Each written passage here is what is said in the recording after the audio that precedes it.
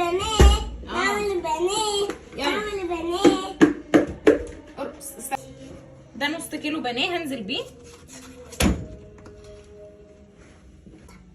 معلقه كبيره كاري، معلقه كبيره بهار مشويات، معلقه صغيره مرق الدجاج، ونص معلقه صغيره بهار لحمه، ونص معلقه صغيره فلفل اسود. هنزل بيهم على البانيه بقى كده.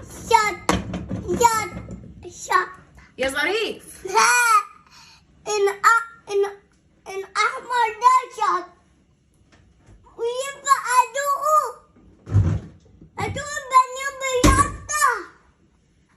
خلاص ما تاكلش منه. ليه؟ كده. انا اكل من الجميل. من الجميل؟ اه. انا بعمل حاجات يابا ما تاكلش منها. ليه؟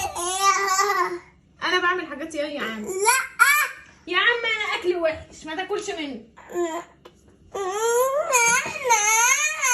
هتاكل؟ اكل مكرونه وفراخ. مكرونه وفراخ الاثنين؟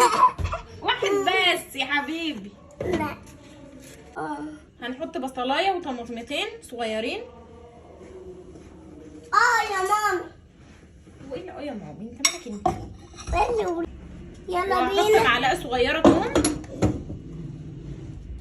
كده. خلاص كده. يلا حط. اعمل وبعدين انا. هضربهم بقى، بس هضربهم كويس قوي يعني يبقوا مميمين كده، اللي هو يبقوا مضروبين جامد. يا مامي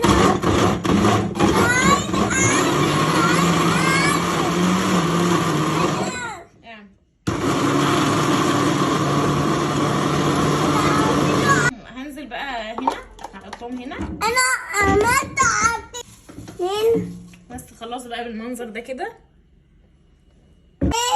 هجهز بقى الكفر اللي انا هحطه عليه. هحط ايه؟ هحط كوبايه دقيق ونص كوبايه بقسماط، نفس البهارات اللي انا حطيتها على البانيه هحطها على الدقيق والبقسماط. هحط نصها هنا ونصها هنا، معلقه هنا ومعلقه هنا، معلقه هنا ومعلقه هنا، وهقلب بقى. بس مش هقلبهم في بعض يعني، انا هخلي البقسماط منفصل لوحده والدقيق منفصل لوحده، عشان هنزلها الاول في الدقيق وبعدين هنزلها في البقسماط.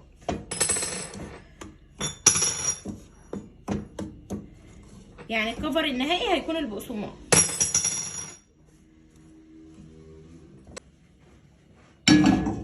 هحمر بقى البانيه.